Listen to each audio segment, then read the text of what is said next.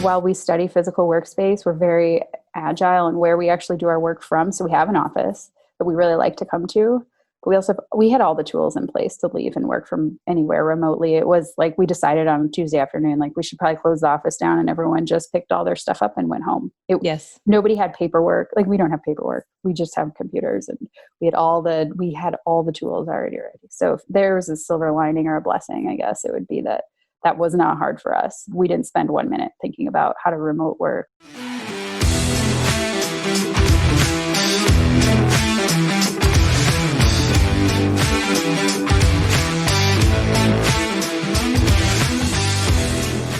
Hey there, friend. It's Stephanie Crevens, your host of the Hot Mess Hotline, where we help mid-level leaders learn to think like entrepreneurs. In this episode, you're going to hear from Sam Julka. She is the president and founder of DORIS Research here in Indianapolis, Indiana, but they work with clients across the country. Sam started her career in Indianapolis as an interior designer at RJE Business Interiors before returning to school in 2010 to earn her master's in fine arts in design thinking and design research. She founded DORIS Research in 2012, and since founding this company, she's worked with hundreds of organizations in many different industries across the country. In 2019, DORIS began the journey of franchising and their operations, and now they operate franchises in at least 3 locations across the country. She is an alumnus of the 41st Stanley K. Lacey Executive Leadership Class and was named a member of the IBJ's 40 Under 40 class in February of 2019. Friends, Sam is a powerhouse, and she really knows what she's doing as it relates to work and research and what it takes for people to collaborate effectively in our workplaces. I'm excited for you to listen into this episode with Sam, where you're going to learn about her lessons from the global pandemic in 2020 so far, and what our people, our teams, our workplaces need from leadership and what they need now.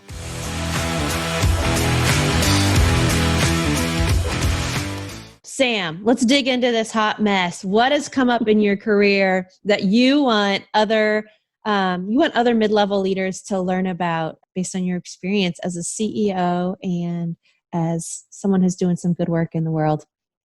Great question. And I've reflected a lot about this in preparation for our conversation today.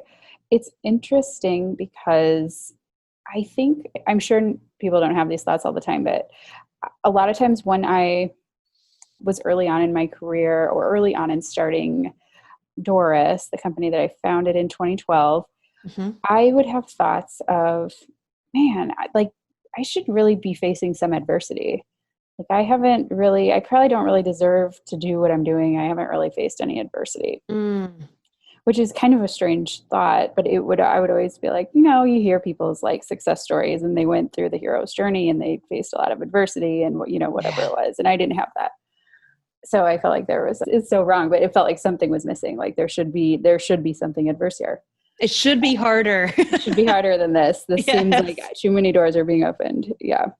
And so when you asked me about this, I couldn't really think of anything other than really the current situation that we're in, which is, dealing with a business that had to make some drastic changes in mid to late March of 2020 based on the world shutting down. I couldn't think of any other, quote unquote, hot messes that I've gotten myself into.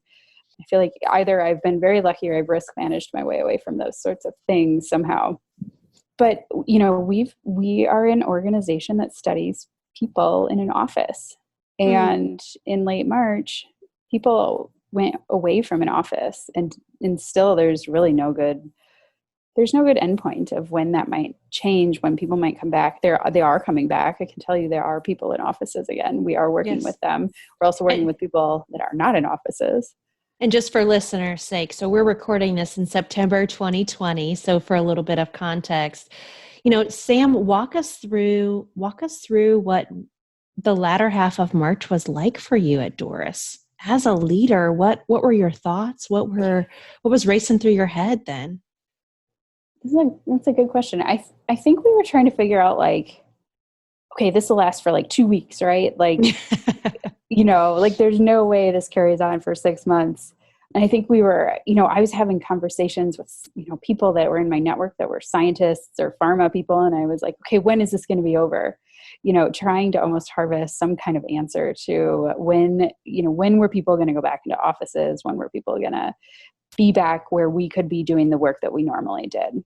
So we were searching for answers, but we were also trying to protect the business at that point. Yes. So we had a really strong pipeline going into 2020. We had a lot of great projects that were on the books that were about ready to close. And we had projects we were working on. We had a great 2019. Yes. We'd finished our largest, most successful project out in Silicon Valley. And then we'd also franchised our business. At the end of 2019, we had a franchise offering out on the table. And we'd closed our first franchise, and we had 2 more that were coming in. So we had a lot, DORIS had a lot going for it. 2020 was going to be a great year for us from a financial standpoint. I would say 2020 has been a great year, just in general, nobody lost an arm or anything. So looking at March of 2020, our project load completed. What we were working on, we finished in either late March or into April, just kind of how the cards were all laid out on the table. Most of our projects were finishing up. We didn't have anything that was had just teed up or just, teed off and started. Mm-hmm. And like I said, we had a number of things that were supposed to start. And so within a probably week and a half time frame, we probably had, I don't know, maybe somewhere between 10 and 20, responses from these potential clients or prospects that we had saying, we'll talk to you in 2021. So this is March. We're That's painful. Yeah. So what do? We study office and spaces and nobody's there. Everyone left. Mm-hmm. And, we had to figure out quickly what we were going to do. So like I said, we had to figure out how to protect the business. So we effectively furloughed the entire company. I didn't even know what a furlough was. The word furlough to me was like something my grandpa did when he was a blue collar worker and, worked. I don't even know if he would have been furloughed. It just seemed so the word itself seemed so unusual in my world. It wasn't something we'd considered ever. I had to figure out what that was and what did that legally mean and why was that the best choice for us? Yes. Because we wanted to retain, we have such talented people that work for us, work with me. So we wanted to retain them, but we also, I think we all knew we had to protect our business. And so we didn't have any business coming in the door for very obvious reasons. It was by no fault of anybody. It wasn't that a sales team didn't do their job. Right. It wasn't that researchers didn't perform. It was just, sorry, people, nobody's in an office. You cannot do the work that you are actually designed to do. Oh, yes. And there's no one to, sometimes blame makes us feel better, right? If you can put the blame, the stress somewhere, but there was nowhere to put it because it was this invisible enemy that we didn't know how long it was going to last. We didn't know how long it was going to impact us, but you had to do what you had to do. You had to preserve the business. Yes, kind of talking about that. It wasn't that one person had failed at their job in any way and you could lay that person off or terminate that position. It was, we're all going down. Hold on. Yeah. There's no other choice here kind of. Yes. In the matter. The probably the alternative. And when I say protect the business, DORIS doesn't have debt. We've never had debt. Mm-hmm. And so we had access to funding to some degree to carry, let's say we wanted to, carry through a few months of no revenue. We could have, but it would have probably been detrimental long-term. Yes. To not just it would have been detrimental. It would be detrimental right now for us. And it's something that we have the luxury of not having to deal with right now. Yeah. Which if somebody could have explained that to us, probably in late March, it would have seemed more logical what we were doing. But it was so unknown. It was such we're going to have to do this and we don't really know how long it's going to be. We don't really know what that looks like. We don't have any answers to this right now. So it was hard. That was hard. Yeah. It was almost like to stop the bleeding, we've just got to like put the tourniquet on it and hope that when Yep. we take it off, something will start flowing again. Not to be such like Scientific morbid. and medical Yeah, about or yeah, yeah, morbid. yeah. Yeah. Yeah, but I mean, It you was, just have to yeah, it was brace like yourself. that. Stop the Yeah. bleeding. We cannot have expenditures when we don't have income. At Yes, like, yes. we had some income, but it wasn't where the company needed to be to function, Right. properly. So yeah, so it was tough. I mean, we were in a very unknown black hole of place that we didn't exactly know. We didn't know what we were going to do at that point in Yes. time. We just knew Yeah. we had to, like you said, stop the bleeding. That was like step one. Mm. As a first time CEO, you mentioned I didn't even know what the word furlough meant. I mean, you're figuring it out as you go too. What Yep. were, as a first time CEO, what were some of those other stressors that were coming up for you? Kind of the first, you're like, whew, all right, I accepted the responsibility of this title. Let's do this. What were Yeah. the other ones? I'm trying to think about that answer. I mean, so I'm a trained researcher. That's my job. And then I'm an entrepreneur. So I run a business. Yes. And so a lot of my job nowadays, day to day, is I don't do research really. Like that's not what I do. I'm like a business administrator. So I had understood, our cash flow and I knew how to watch that and I knew how to make good decisions financially for the business, when to hire, when to do the right things based on what we're doing. So luckily, I think at the time I had the resources in place to go ask the right questions. I almost am like, it was fortuitous the types of people that were around at the time that Mm, maybe wouldn't have been 12 months earlier. We mm. had the right banker. We had recently switched our payroll company, and that was a huge leg up for us. Oh, We good. switched from kind of a standard just payroll company that didn't really do many added services for us to somewhat dyslexic and I get these letters backwards, but I think it's a PEO. And they basically kind of co-employ our staff so that we can run insurance through them with a larger group of Yes. people. But also they help us with HR services. The company that we work with is called WorkSmart. They're amazing. I love them. And they helped us. Like I would call and be like, okay, we're kind of in this situation. They'd be like, oh, here's 3 options you have. Like, this is what this means. This is what this means. And this is what this means. If you do Mm, this, this is going to be an outcome. If you do that, and so we could run yes. through scenarios quickly. So we had that, which was incredibly helpful. And they were running probably because everybody was in this situation. Many people were in this situation, I should say. Yes. They were running weekly, what do you call them? Webinars, I guess, that I could log on to and learn about. And they were things I had never considered, like what's the difference between a furlough and a layoff, and how do you handle insurance in these situations for your staff, and things that mattered at the time to try to figure out very quickly. Yes. What if you furlough somebody, can they work hours? What is the difference between salary cutbacks? Things like that. So I had that. Like I said, I had a great banker. And then I have a business partner who doesn't work inside our business day to day like I do or like anyone else on our staff does, but he has connections and access to people that I probably normally wouldn't, because he runs a few other businesses. Mm. And then he's tied into probably bigger networks of business owners. So he would call me daily and say, okay, we need to go, we were trying to figure out, do we want to get a PPP loan? Do we think there were other small business loans that we were looking at? So it was a matter of trying to figure out what's the best avenue here. And then what kind of paperwork are we looking at that we need? Because we just had this sort of gut feeling that there wasn't going to be enough money for everybody, in the beginning, right? So we strategized, how do we get in front of the line, as fast as possible with this so that we can get things back going again. So I had those resources that were very helpful in kind of navigating through what you call a hot mess. I mean, it was like uncharted territory for us.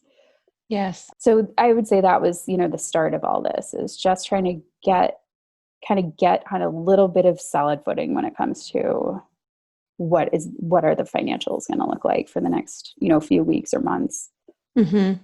I mean, it sounds like and you said, the resources at your disposal, the people, it was fortuitous that your network had grown in the way that it had when you were successful.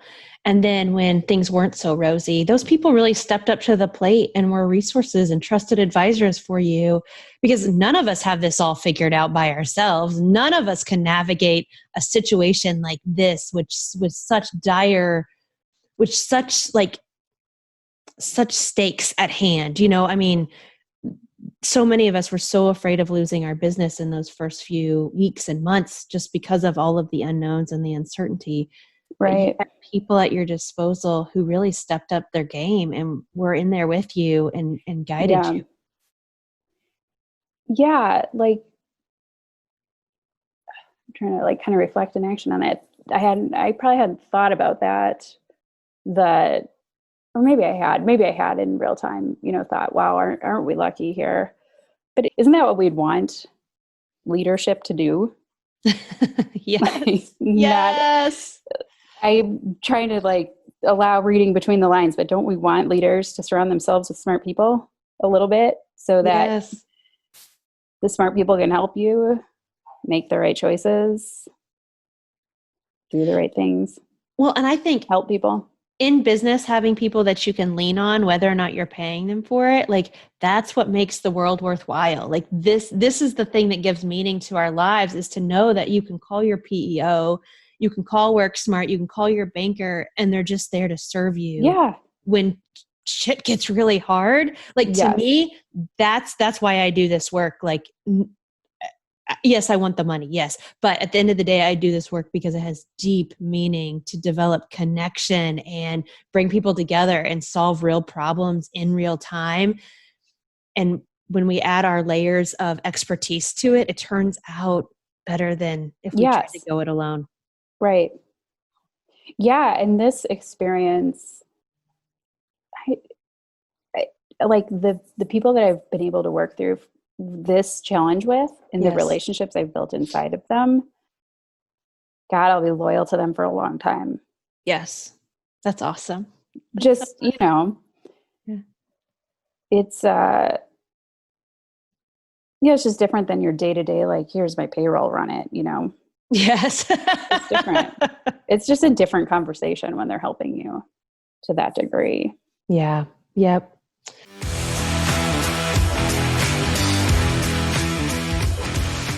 This season of the Hot Mess Hotline is brought to you by my Hot Mess Quiz. One of the common lessons that my clients learn during coaching is how to really evaluate a problem, dissect it for clarity, and then take action on the tasks that really move the needle. The Hot Mess Quiz can bring you that focus too. As a leader, your work life is full of, well, work. But according to Pareto, 80% of that work isn't even impactful. If you need to create growth and change, you need to focus in on what truly matters and what will drive new results. Take the Hot Mess Quiz by clicking on the link below, which is stephaniecrevens.com/hot mess quiz. Just like this podcast promised, and this is in the real world too, what happens when people stop being polite and start getting real? That's what you're going to get in this report. It's going to be tailored to your business hot mess to tell you exactly where to focus your efforts first, and then how to bring your team along to get the change that you need to create. Go to stephaniecrevens.com/hot mess quiz. Don't wait another minute to start becoming the pro troublemaker you've always wanted to be.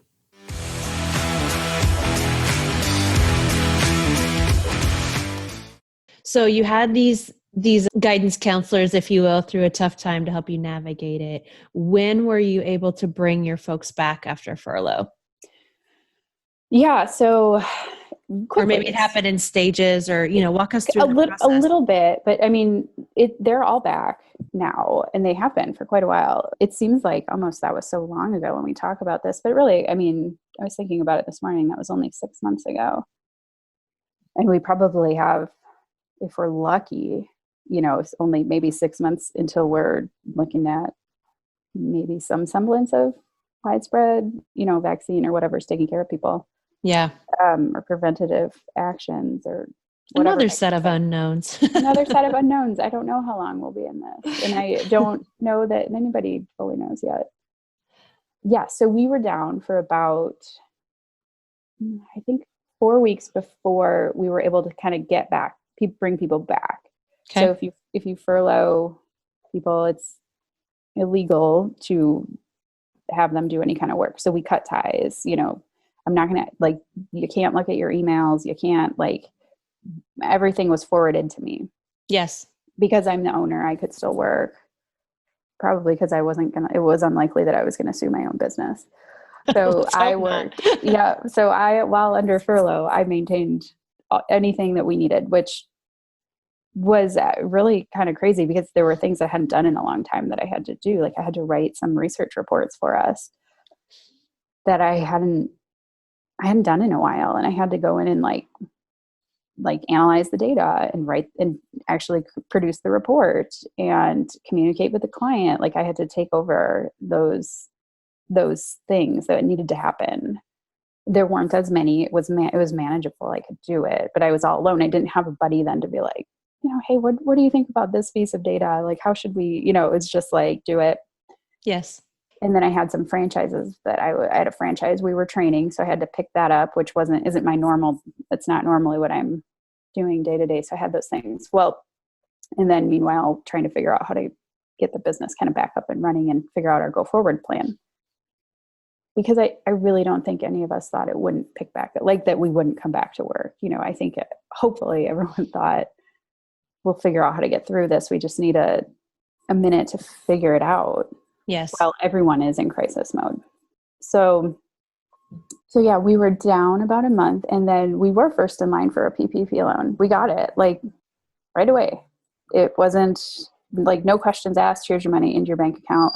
We had the minute our bank's portal open to accept our paperwork, we had it in.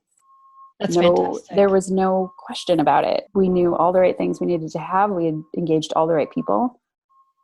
And so we got that stable ground we needed. And then we created a plan to bring everyone back, but we knew that it probably wasn't smart to bring everyone back day one.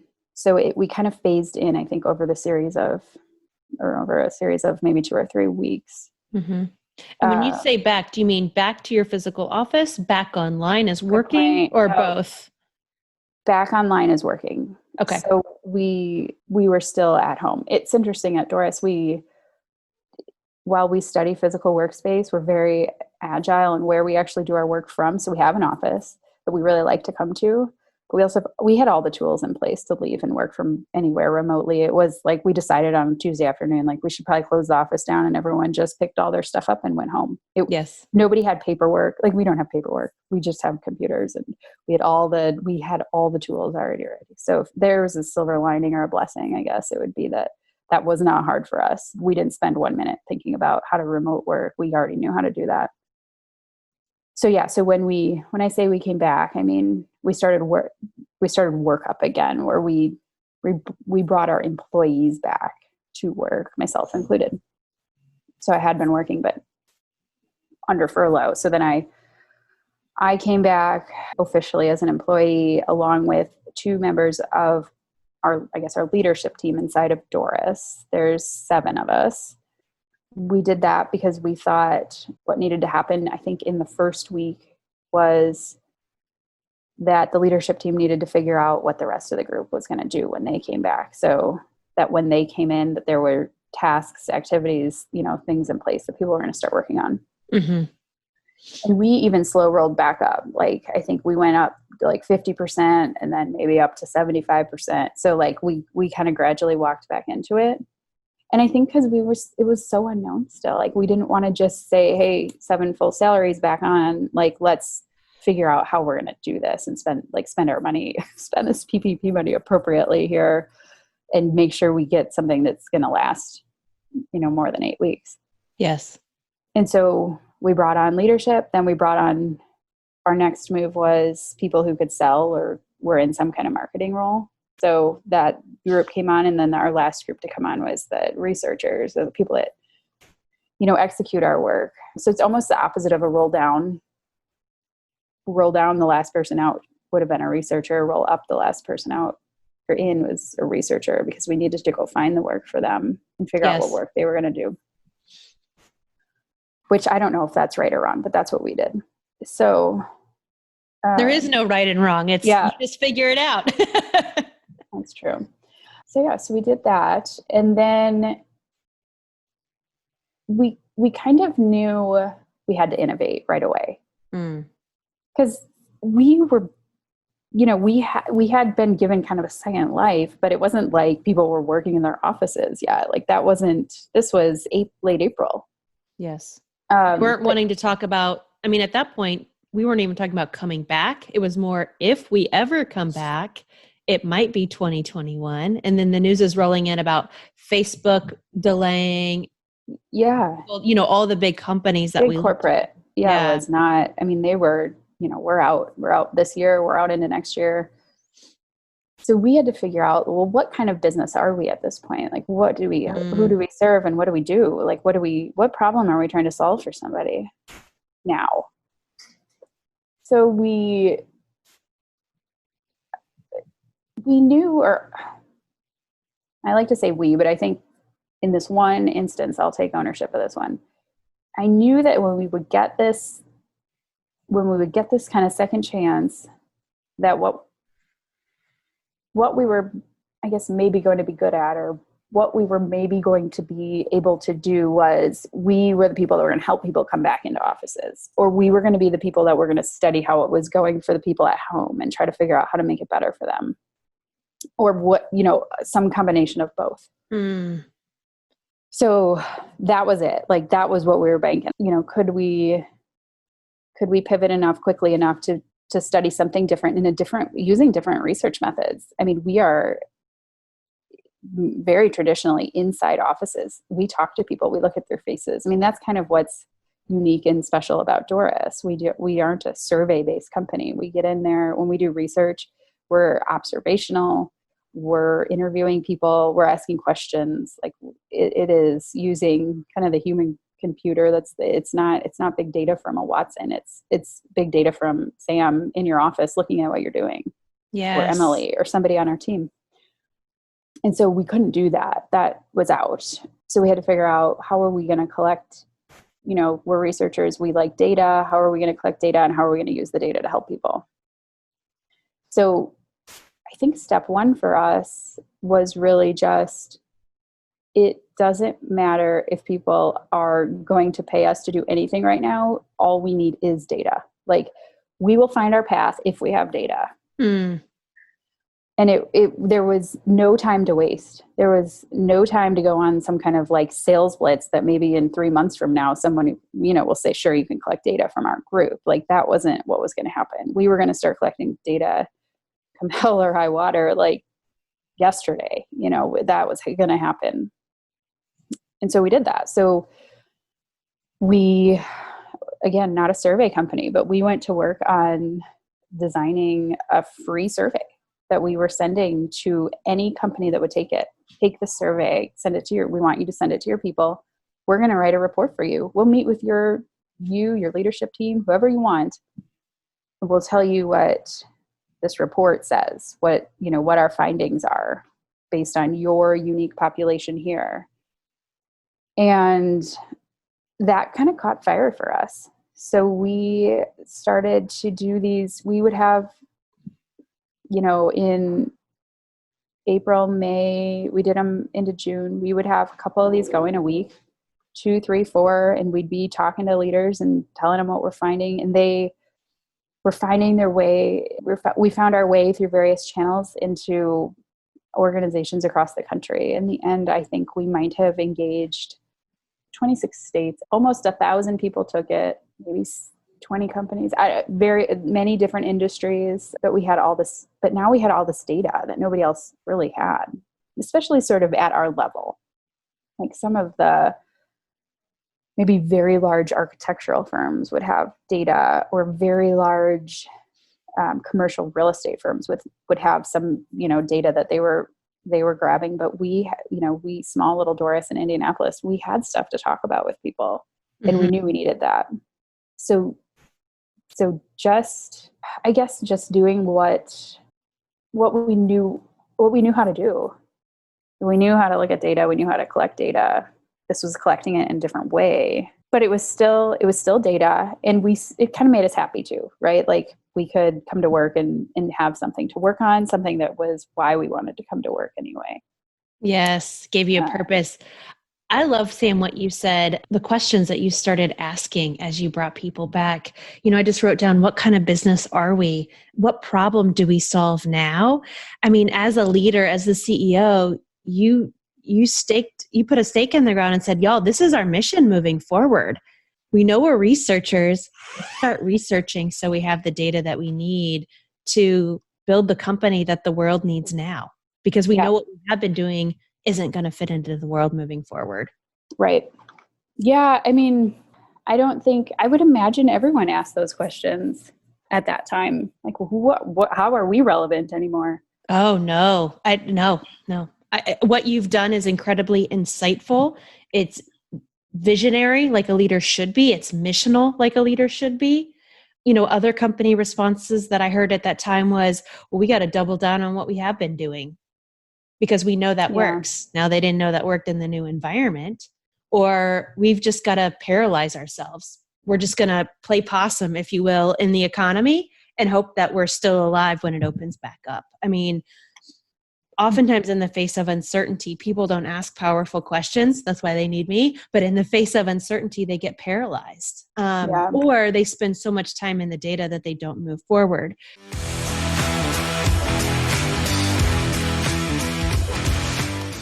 All right, let's pause the conversation between Sam and me right here before we dig into the second part of our conversation. I don't know about you, but when I'm talking to Sam, what really stood out to me about our conversation was a big pivot for her was this call to mission, this call to a big, powerful question that Doris and her team needed to answer right now. I want you to think about, before you dig into the second part of the conversation with Sam, I want you to think about what big question, what missional effort do you need to redirect yourself towards now as you move forward as a leader? All right, I'll see you soon, my friend.